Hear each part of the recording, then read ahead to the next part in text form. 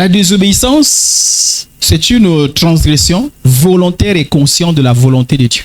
La désobéissance suppose que l'on connaît la parole de Dieu. Parce qu'on ne peut pas parler de désobéissance lorsqu'on ne connaît pas la parole de Dieu. Ça veut dire que je connais la parole de Dieu. J'ai les moyens, j'ai les idées et les stratégies pour pouvoir l'appliquer. J'ai les capacités pour pouvoir l'appliquer. Mais je refuse volontairement de ne pas l'appliquer. Je choisis volontairement, certainement par séduction, par plaisir charnel, certainement sous influence du monde. Mais je choisis, j'exerce mon libre arbitre parce que Dieu nous a créés libres et chacun de nous est libre d'exercer son libre arbitre. Donc j'exerce mon libre arbitre et je choisis de ne pas faire la volonté du Seigneur. Donc la désobéissance, ce n'est pas un problème de capacité, ce n'est pas un problème d'ignorance, ce n'est pas un problème de stratégie, mais c'est un problème de volonté. C'est un manque conscient de la volonté. Et une désobéissance entretenue conduit vers la rébellion. La rébellion suppose un endurcissement. Et une désobéissance entretenue conduit vers la rébellion. La Bible dit dans Jacques chapitre 4, le verset 17, c'est un verset qui résume bien la désobéissance. Celui donc qui sait faire ce qui est bien, il connaît le bien et il sait faire ce qui est bien. Et qui ne le fait pas, commet un péché. Et ce péché est appelé la transgression. Je vais reprendre ce texte. Celui donc qui sait faire ce qui est bien et qui ne le fait pas commet un péché. Voici l'obéissance vaut mieux que le sacrifice. Le contraire de la désobéissance, c'est l'obéissance. Dieu exige l'obéissance de ses enfants. Et Dieu dit, l'obéissance vaut mieux que les sacrifices. Sacrifice, c'est tout ce qu'on peut offrir à Dieu. Donc, c'est vaut mieux que les prières de louange, d'adoration. Vaut mieux que le service. Vaut mieux que tout ce que l'on peut faire. Dieu préfère, avant toute chose, l'obéissance. Les sacrifices dans la désobéissance ne comptent pas devant Dieu. Les sacrifices dans la désobéissance est une abomination devant Dieu. Donc Dieu tient à l'obéissance. Le manque de volonté qui conduit à la désobéissance se traduit pas de la même manière chez tout le monde. Il y en a certains qui assument leur manque de désobéissance. C'est-à-dire qu'ils savent qu'ils ont désobéi et qui acceptent qu'ils ont désobéi. Ils reconnaissent. Pas parce qu'ils veulent se repentir, mais ils savent qu'ils l'ont fait et puis l'assument. Voilà. Peut-être parce que ils trouvent que c'est juste de désobéir à la parole de Dieu. Il y en a certains qui sont dans des fausses excuses.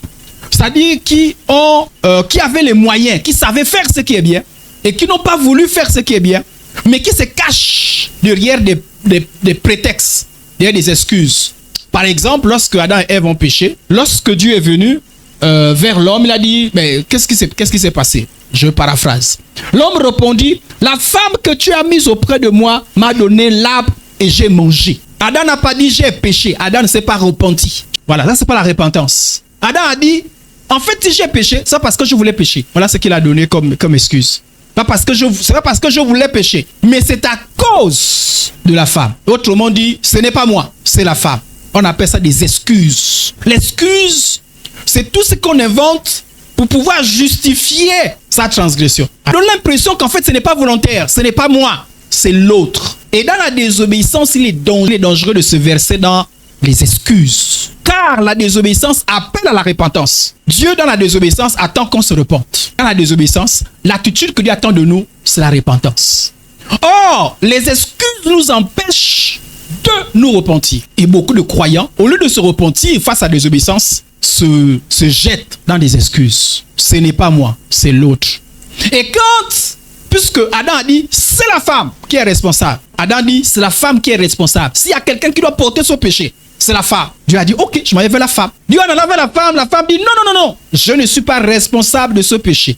Le péché là, c'est le diable. Je ne sais pas si on comprend un peu. Adam dit, le responsable, c'est la femme. La femme dit, non, je ne suis pas responsable. C'est le diable. C'est le diable qui est responsable. Finalement, qui est responsable? Les excuses, c'est lorsqu'on n'assume pas sans transgression. C'est-à-dire, on sait.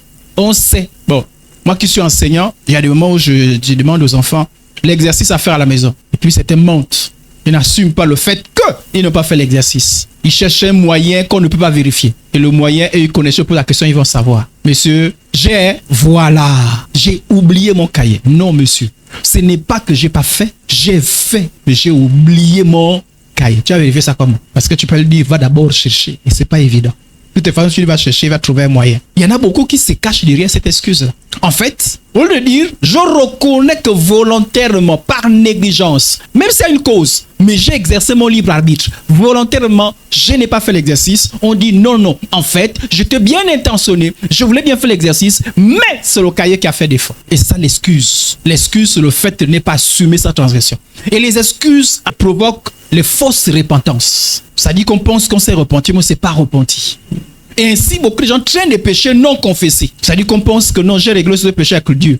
Mais en fait, tu t'es jamais repenti. Non, si j'ai volé, c'est parce que j'avais faim. Est-ce qu'on est obligé de voler chaque fois qu'on a faim? Non, si moi j'ai commis l'adultère, c'est parce que il y a grève. Est-ce que chaque fois qu'il y a grève, il faut faire l'adultère? Non, mais si j'ai tapé, c'est parce que la manière dont il m'a regardé. Est-ce qu'à chaque fois qu'on te regarde, tu devais faire la bagarre? Donc, il y en a certains qui assument, qui disent, bon, moi, je suis pas vu comme ça là. Moi, je suis un bon vivant. Selon le monde, hein, moi, je trouve qu'il fallait danser, il fallait boire. Moi, j'assume. Pour moi, j'estime que c'est bien. Il y en a d'autres qui n'assument pas. Non, c'est l'autre qui a mis la bière, c'est l'autre qui a fait ceci, c'est l'autre qui a fait cela. Donc, on n'assume pas. Il y en a d'autres dont le manque de volonté qui conduit à la désobéissance se manifeste par la procrastination. N'oublions pas le verset. Celui qui sait faire ce qui est bien ne le fait pas, commet un péché. D'autres disent, non, je n'ai jamais refusé de faire. Je vais faire. Non, mais qui vous a dit que je peux me baptiser? Je veux me baptiser un jour. Vous aussi, quand même, je veux me baptiser. Si tu as accepté Jésus et que tu as compris la parole de Dieu, l'invitation te fait baptiser, tu ne te baptises pas, tu commets un péché. J'espère que tout le monde sait que ne pas se baptiser c'est un péché, non? Ne pas se baptiser volontairement, c'est un péché. Oui, tu dis que tu as accepté Jésus. Tu as accepté Jésus? Oui, baptise-toi. Bon, pour l'instant, je ne suis pas prêt. En fait, tu n'as jamais accepté Jésus. Tu es dans le péché. Dis non, je n'ai jamais refusé de me faire baptiser. Je veux me baptiser un jour. Moi, vous voyez là, je n'ai pas refusé de servir Dieu. Je vais servir Dieu un jour. Non, mais en fait, je n'ai pas refusé de laver les assiettes. Je vais laver les assiettes. On appelle ça la procrastination. Se remettre au lendemain, ce qu'on peut faire aujourd'hui. Non, mais je n'ai pas refusé. Non, je suis bien intentionné. Dieu a dit de faire ça. Non, oui, mais je suis bien intentionné. Je veux le faire un jour. On appelle ça. Du coup, à la fin, tu ne le fais pas. Ou bien tu le fais après. Le temps convenable n'est plus là. Alléluia. On appelle ça la procrastination. D'autres, c'est la mauvaise foi. C'est-à-dire, c'est des gens qui nous reconnaissent. Ils sont toujours des victimes. C'est-à-dire, il y a des gens comme ça là. Moi, je raconte des chrétiens comme ça. Ils sont jamais responsables. Mais mon frère, pourquoi tu as le péché? C'est l'église. C'est à cause de l'église qui sont le péché. Mais ta vie chrétienne, vraiment, tu t'es refroidi, c'est le pasteur. Mais qu'est-ce qui se passe? C'est ma femme. Mais qu'est-ce qui se passe? C'est mon mari. Mais qu'est-ce qui se passe? Non, c'est le quartier dans lequel j'habite. Vous ne pouvez pas comprendre. Non, mais pourquoi tu as péché? Non, mais parce que là où je travaille. Non, tu peux. Non, attends. Non, c'est la vie dans laquelle je suis. À Mwanda, non, j'arrivais à ne pas pécher. Ma Libreville, non, attends, Libreville, non. Ça dit que, ou bien, c'est Satan. Mon frère, qu'est-ce qui s'est passé?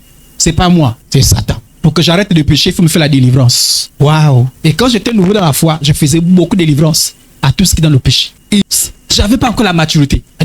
Mais pourquoi tu pêches? Non, c'est le démon. Et je me battais avec les démons. Ça. Mais je te bats avec le démon. Tant qu'il y a le péché, les démons vont venir, vont se multiplier. Résoudre le problème du péché n'a rien à voir avec la présence du démon. Le démon amplifie la tentation, mais n'enlève pas le libre arbitre. Attention à la victimisation. Les démons ne sont pas responsables. Il y aura pas quelqu'un qui va être au ciel. Dieu va dire, mais pourquoi tu es reparti dans le monde? Non, mais c'est à cause du démon. Satan m'a attaqué. Ça n'existe pas. C'est ce manque de responsabilité-là qui fait en sorte que beaucoup de gens n'assument pas leur foi chrétienne. C'est toujours tel. Mais pourquoi tu bois? Parce que j'ai eu des problèmes avec mes parents. Et ça m'a poussé à boire. Ça m'a poussé. Tant que tu as ce stade-là, tu ne vas jamais évoluer. C'est-à-dire que tu as deux problèmes. Non seulement tu transgresses la parole de Dieu, mais tu te mets dans la victimisation. C'est-à-dire que tu as toujours tort. Et c'est ça que les autres, personne, ni Adam, ni Ève, personne n'a dit, Dieu, je demande pardon. Personne.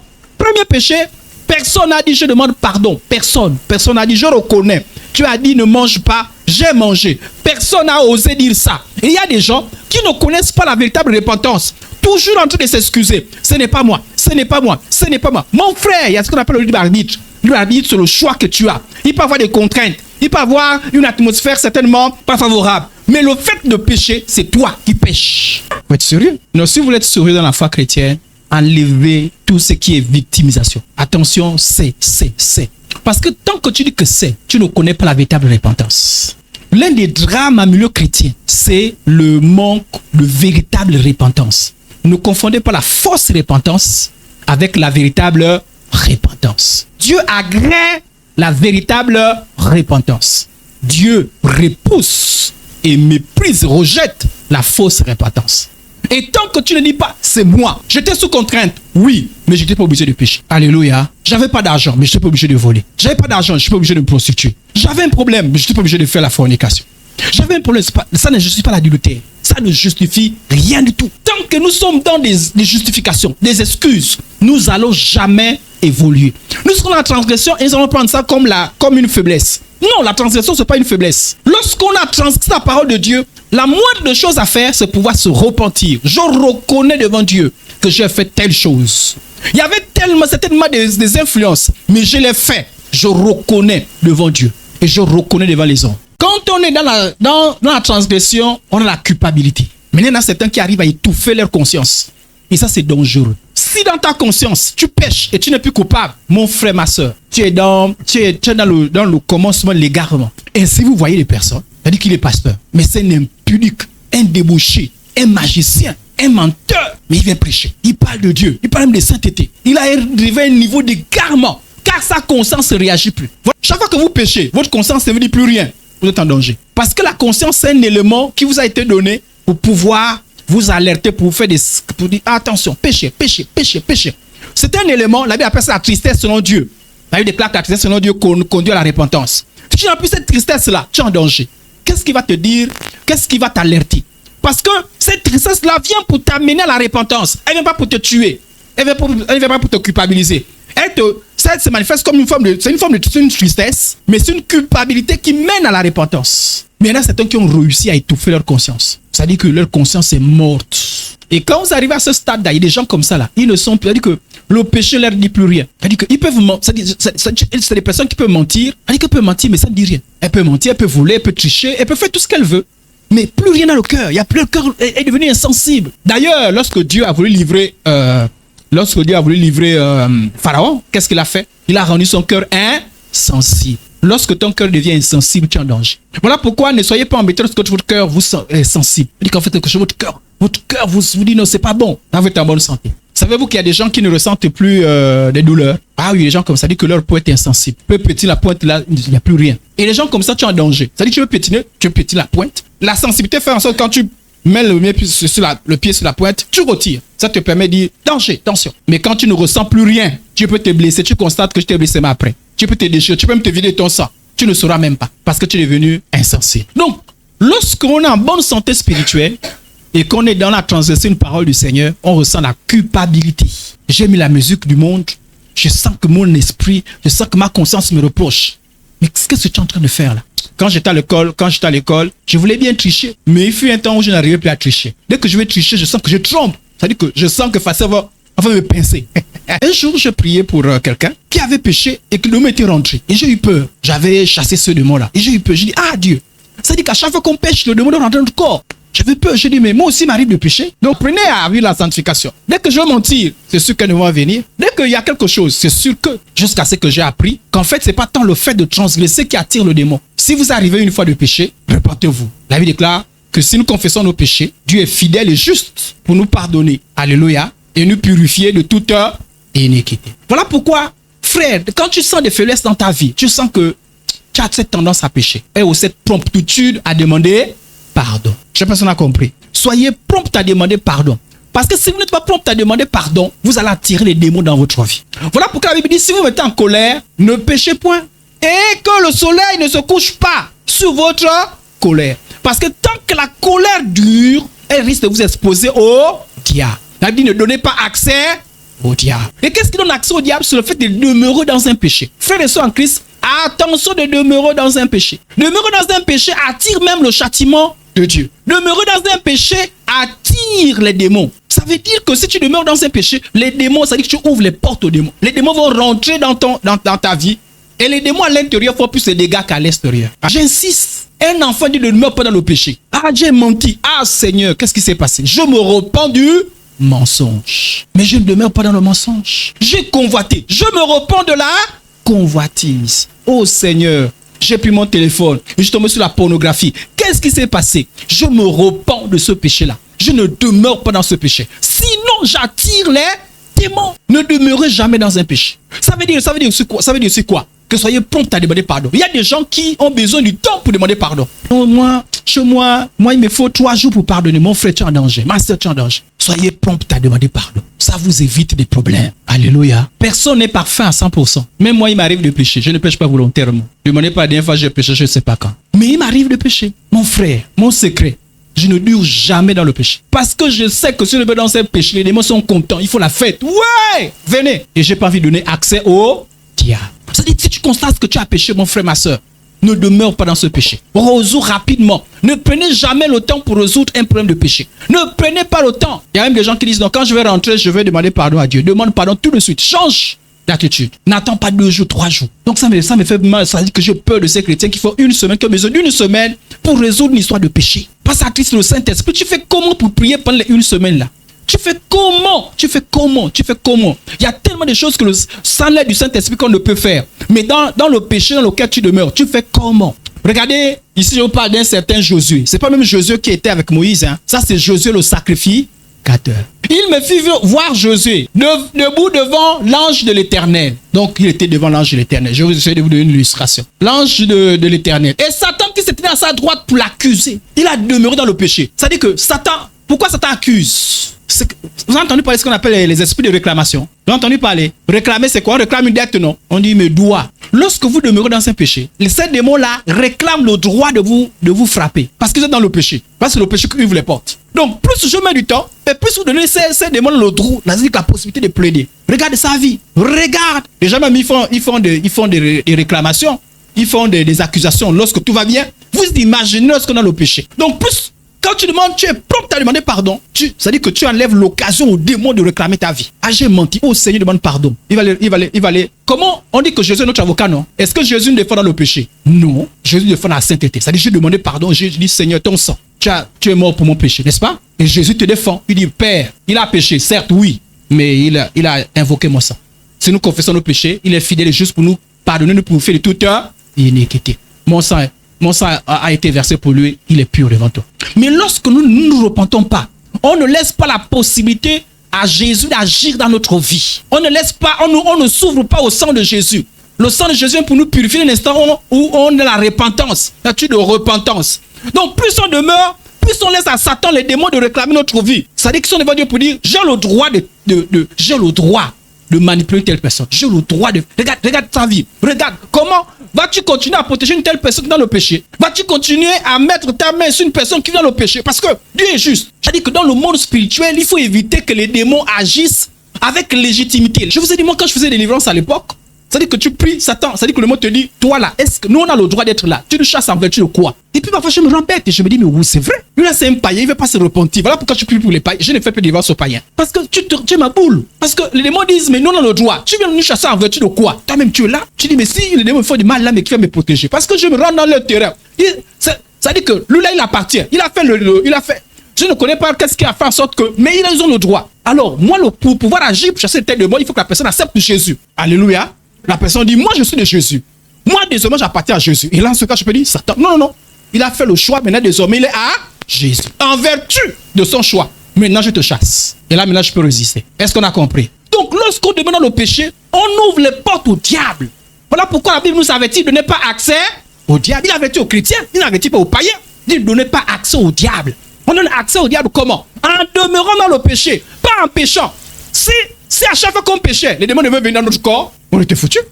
J'espère qu'il n'y a pas les gens qui ont la même peur que moi. Hein. C'est-à-dire que chaque fois qu'ils pêchent, ils se disent, oh, il y a deux démons qui rentrent dans mon corps. J'espère qu'il n'y a pas des gens comme ça, non? Ce n'est pas vrai. Mon frère, si c'était comme ça, là, est-ce qu'on devait survivre? Dès qu'on a mal parlé un peu, chérie, non, tu vas pas la manger, pourquoi? Non. 2 démons. Si c'était comme ça, là, qu'ils devaient vivre. Ce n'est pas comme ça. Alléluia. Donc, n'ayez pas cette peur-là. Dieu ne nous a pas livrés comme ça. On n'est pas comme une passoire où tout rentre. Non. Mais lorsqu'on demeure dans le péché, on donne accès au diable. On dit, mon frère, tel t'a offensé. Pardonne. Tu dis, non. Il me faut 4 jours pour pardonner. Mon frère, pendant les 4 jours là, tu es en train de demeurer dans le péché. Là, tu donnes accès au diable. Les démons réclament. Dieu donne la permission. Parce que Dieu nous protège. Dieu veille sur nous. Dieu, tu n'es pas injuste. Tu es un Dieu juste, non? Oui. Mais comment tu continues à protéger une telle personne? Ce mon enfant, est-ce que la Bible, tu as dit quoi dans ta parole? Que ton enfant, il fait quoi? Il se repent, non? On dit que ce qui est de nouveau ne pratique pas le péché. Ça veut dire quoi? Ne demeure pas dans le péché. N'entretiens pas une attitude de péché.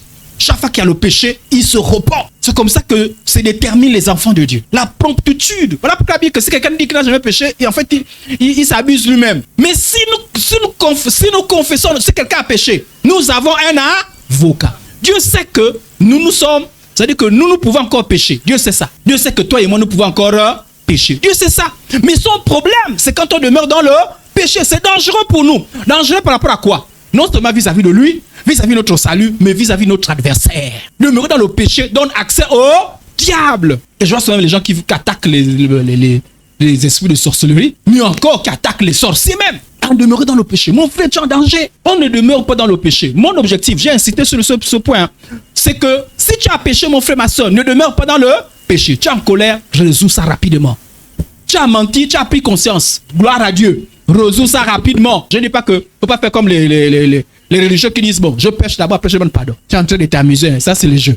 Je parle de ceux-là qui, à un moment donné, se rendent compte qu'ils ont péché. Satan qui s'est tenu à sa droite pour l'accuser. Satan a accusé Jésus là. Pourquoi? On a la raison pour laquelle Satan a accusé Jésus. Or, Jésus était couvert de vêtements sales. Chaque fois que nous péchons, c'est comme si nous salissons nos vêtements. Et plus c'est sale, plus Satan accuse. Telle personne, je mérite de rentrer. Les démons n'ont pas le droit de venir faire ce qu'ils veulent dans nos vies. Pour le faire, il faut qu'ils aient des droits. Voilà pourquoi on ne demeure pas dans le péché. Et qu'est-ce qu'a fait l'ange pour éviter que Jésus se trouve dans une position d'accusation? On dit qu'il s'est tenu devant l'ange. L'ange prend la parole, dit à ceux qui étaient devant lui, ôtez-lui les vêtements. Ôtez-lui les vêtements. On a ôté. On ôte nos vêtements sales comment? Par la repentance. Si nous confessons nos péchés, il est fidèle et juste pour nous purifier, nous pardonner, nous purifier de toute iniquité. Donc on enlève les vêtements sales. On lave nos vêtements sales. Voilà pourquoi, frères et sœurs, la repentance, on ne blague pas avec ça. Ne prenez pas le temps. Parfois tu vois quelqu'un dans le péché, mais il est là, il prend son temps. On ne prend pas le temps dans le péché. On ne prend pas le temps. Tu vas vivre plus, je ne sais pas si vous avez remarqué ça, hein? Plus dans le péché, vous demeurez dans le péché, plus vous avez beaucoup plus d'oppression. Hein? Ça veut dire l'impression que, ça dit que même les démons ont la facilité à t'attaquer facilement, de t'oppresser, de te manipuler, parce que tu es dans un péché. Voilà pourquoi il ne faut pas demeurer dans le péché. Oh, tous les vêtements sales. Puis il dit à Jésus, l'ange qui était là, vois, je t'enlève ton iniquité et je te remets l'habit de fête. Vraiment, j'ai insisté, frères et sœurs en Christ, pardon, Cocolabé. Soyez prompts à demander pardon. Ne conditionne pas ton pardon à quelqu'un. Ne conditionne pas une circonstance. Non, demande pardon. Ne demeure pas qu'une culpabilité. Ne demeure pas avec ça. Je ne vous encourage pas au péché. Et la Bible dit ça, que la Bible ne nous encourage pas au péché. Mais il dit, si nous péchons, revenons rapidement. Je vous propose quelques engagements. Je renonce à la paresse, à la négligence qui engendre la procrastination. On a dit que parfois certains se cachent derrière la procrastination pour transgresser la parole du Seigneur. Et souvent la cause c'est quoi? C'est la négligence. Je veux faire.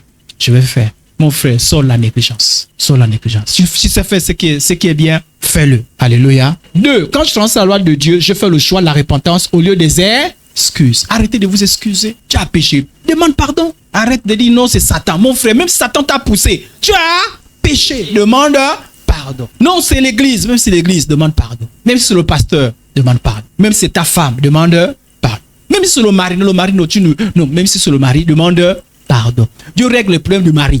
Toi, ton problème, c'est devant Dieu. Je demande pardon. Parce que j'aurais pu, le mari s'est mal comporté, j'aurais pu ne pas pécher. Sinon, tu es en train de dire que chaque fois que sinon le mari va t'emporter en enfer. Ou sinon la femme va t'emporter en enfer. Ah non, c'est les meilleurs élèves, tu ne sais pas. Quand les élèves me poussent à insulter.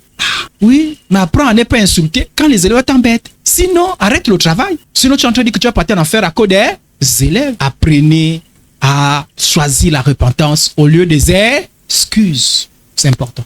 Troisième chose, pour ne pas donner accès au diable dans ma vie, je fais le choix d'être prompt à la véritable repentance. Est-ce que vous faites le choix? Amen, amen. Voilà. Vous n'êtes pas parfait. Donc, si jamais vous avez de péché, on fait comment? On se repent rapide. Voilà. Pardon, Cocolabé, je vous en supplie. Donnez pas accès au diable. Tous les jours, on terrasse des mots ici. Là. Donnez pas accès au diable. Pour éviter de tomber dans la rébellion, je fais le choix de recourir à l'aide si je constate que je tombe plusieurs fois dans le même péché. Puisqu'on dit quand un péché est trop... C'est-à-dire que je quitte la désobéissance pour aller dans la rébellion. Et la rébellion, tu n'aimes pas la rébellion. Parce que la rébellion te fait ressembler au diable. Donc quand tu vois que le péché revient, demande un peu d'aide pour que ça s'arrête un peu. C'est quoi la faiblesse? La faiblesse, je connais la parole de Dieu, je connais la volonté de Dieu, je connais ce qui est bien, je connais. Ce n'est pas que je suis ignorant, je connais, je sais. Je sais qu'il ne faut pas fumer, je sais qu'il ne faut pas boire, je sais qu'il ne faut pas voler, je sais qu'il ne faut pas tricher. Je connais. J'ai la volonté, ça dit que j'ai la volonté. Ça dit je sais qu'un enfant de Dieu ne boit pas. Il y en a certains qui luttent encore à ce niveau-là. Pourquoi Dieu a dit que? Mais moi, je ne suis pas à ce niveau-là. Je sais qu'un enfant ne n'écoute pas la musique du monde. Voilà. Il y en a certains qui luttent encore. Voilà. Mais moi, je sais ce qui est bien. J'ai la volonté, j'ai la détermination. C'est-à-dire que non seulement je veux, mais je veux de tout mon cœur. Mais j'ai un problème. Je connais pas comment faire pour ne pas tomber dans ce péché. Je connais pas bien comment faire pour faire la volonté de Dieu. J'ai un problème de stratégie. Non seulement de stratégie, pire, j'ai un problème de capacité. Je n'arrive pas. On a un verset favori. L'esprit est bien disposé. Quand on dit l'esprit est bien disposé, c'est que j'ai la volonté. Mais la chair est faite. J'ai envie de jeûner, mais j'arrive pas. J'ai envie de prier, mais j'arrive pas. J'ai envie de servir Dieu. Le pasteur dit que le Seigneur m'a appelé à être pasteur. Moi aussi, je sens ça, mais ah non, ça me fait peur. J'ai pas la capacité. C'est quand tu manques de capacité. Tu as envie, mais tu ne sais même pas comment. Attention, parce que parfois on confond la faiblesse avec la désobéissance. Donc la faiblesse, ce n'est pas un problème de volonté. C'est un problème de capacité. Je n'arrive pas. J'essaye. Je sais pas comment on fait. J'ai envie d'apprendre, mais je n'arrive pas. J'ai la volonté. Je sais ce qui est bien. J'ai la volonté, mais non le pouvoir. J'ai la volonté, mais non le pouvoir. Quand je me suis converti, j'avais un problème de mauvaises pensées. Aïe, aïe, ça m'embêtait. Je ne savais pas comment faire pour sortir des mauvaises pensées. Et j'étais embêté. Pendant même l'adoration, j'ai les mauvaises pensées. Je ne savais pas comment faire pour sortir des mauvaises pensées. Je voulais bien. Mais je ne savais pas. Je disais, mais comment les autres font pour être sans mauvaises pensées? Moi, j'ai l'impression que je n'appelle même pas ça. Ça vient comme ça, là. Ça vient seul. Ça vient. J'en fais comment? J'ai la volonté, mais le pouvoir de faire le bien. Car je ne fais pas le bien que je veux. C'est-à-dire, je connais ce qui est bien, mais je n'arrive pas à faire. Et le mal que je ne veux pas, c'est là qui vient facilement. C'est-à-dire que le mal que je ne veux pas faire, lui vient facilement. Mais le bien, ça c'est un problème de faiblesse. Et ça arrive trop aux nouveaux convertis. Il y a aussi les chrétiens, mais les nouveaux convertis, ils ont trop de problèmes à ce niveau-là. Et Dieu m'a délivré depuis. La faiblesse en soi n'est pas un péché. Mais lorsqu'on ne traite pas la faiblesse, elle peut conduire au péché. La faiblesse en soi. L'esprit est bien disposé, mais la chair est faible. Oui, je me sens faible. Mais si tu entretiens ta faiblesse là, elle va te conduire au péché. Je prends un exemple. Je connais un frère qui me disait, moi, ma faiblesse, c'est les femmes. Selon lui, Et il me dit, pasteur, je prie que là où je vais travailler, qu'il n'y ait pas de femmes. J'ai dit, courage. Il y a des gens qui ont des rêves comme ça là.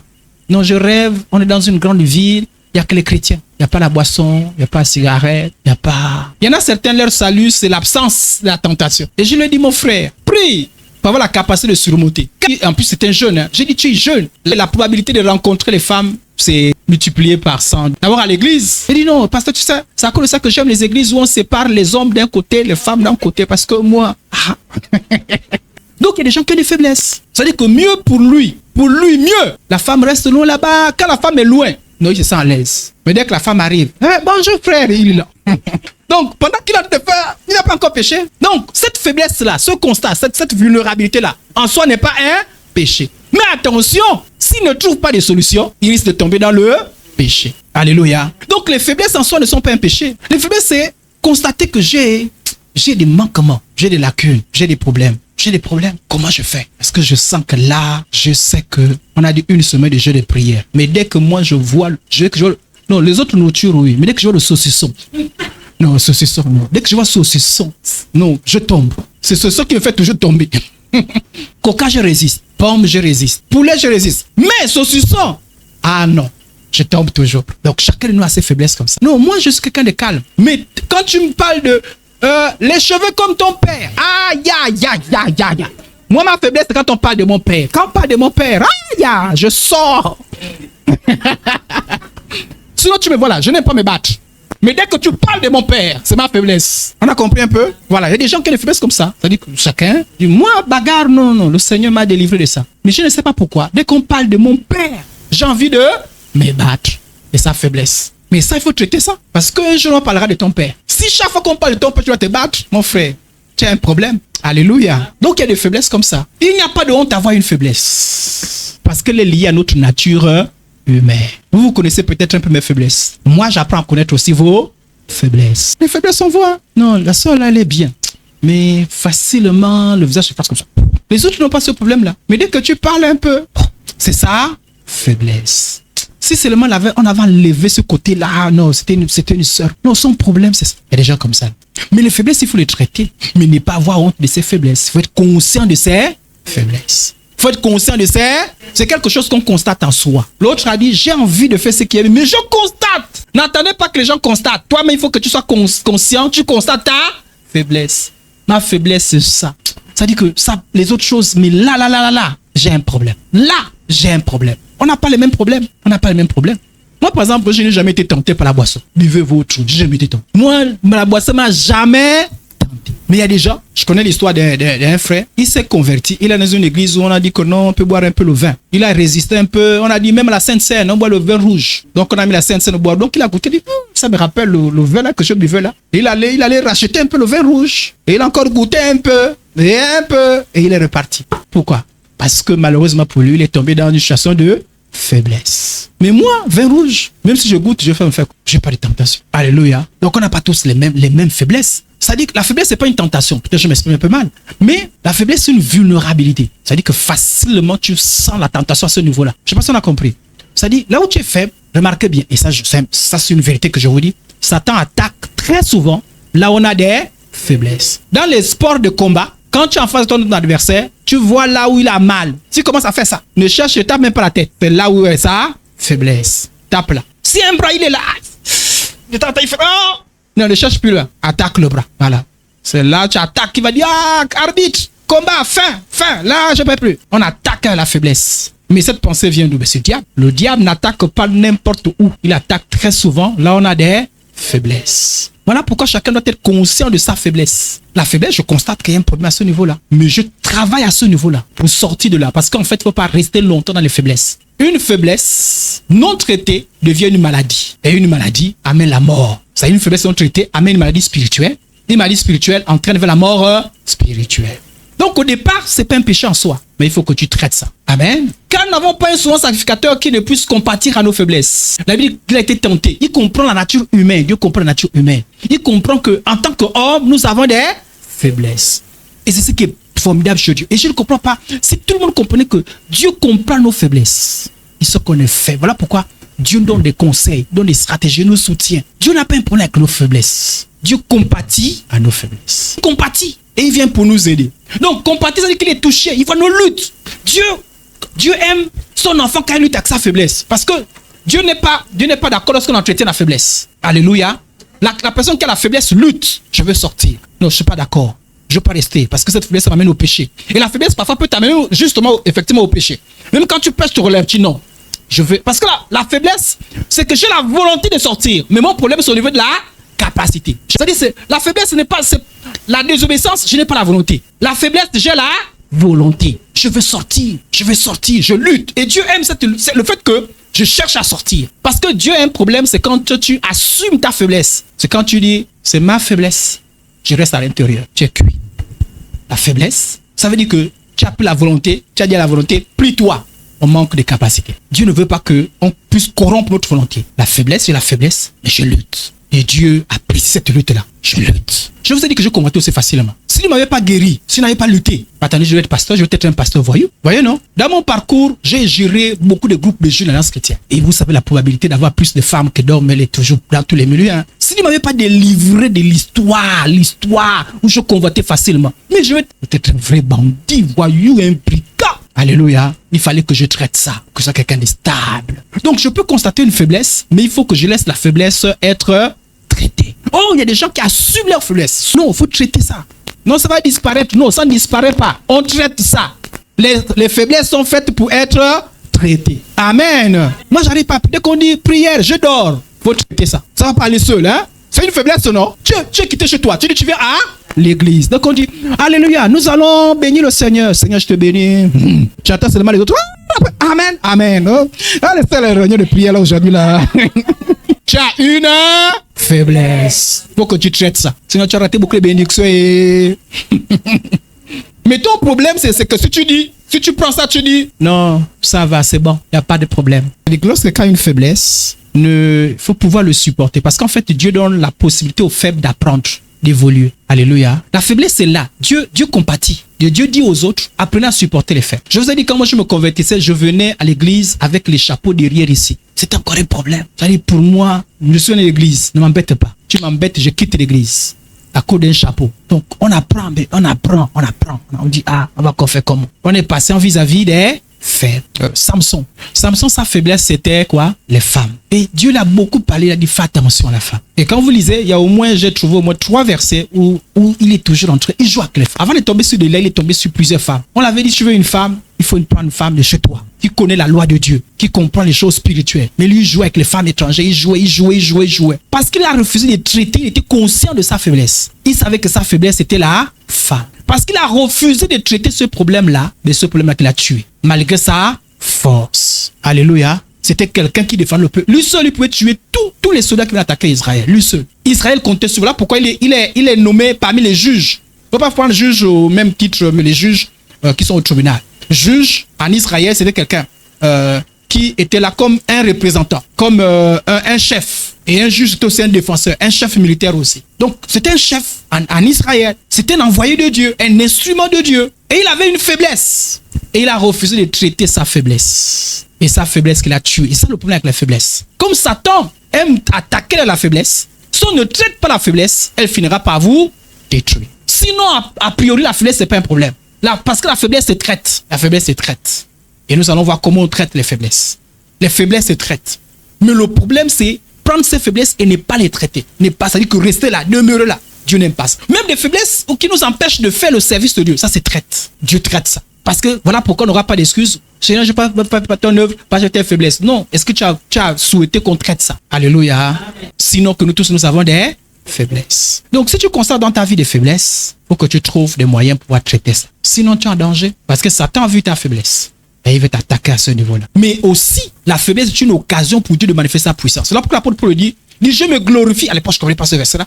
Je me glorifie de mes faiblesses. Je me glorifie de mes faiblesses. Parce que quand je suis faible, c'est alors que je suis fort. Et Dieu a dit à l'apôtre Paul, ma puissance s'accomplit dans ta faiblesse. Parce que quand tu as des faiblesses, tu deviens dépendant de Dieu. Tu implores Dieu. Et la puissance de Dieu se manifeste. Dieu a choisi les faibles pour que personne ne se glorifie. Oui. Vos faiblesses, ne faites pas de vos faiblesses. C'est-à-dire que ne faites pas comme si vos faiblesses vont demeurer. Non. Dieu est capable de changer vos faiblesses en force. Alléluia. Es-tu conscient de tes faiblesses et qu'est-ce que tu en fais? Il faut que tu changes. Es-tu resté seulement quelqu'un qui n'arrive pas à jeûner? Il faut que tu changes. Alléluia. Il faut que tu fasses que les choses évoluent. Tu ne vas pas rester pareil. Que le Seigneur vous bénisse au nom de Jésus.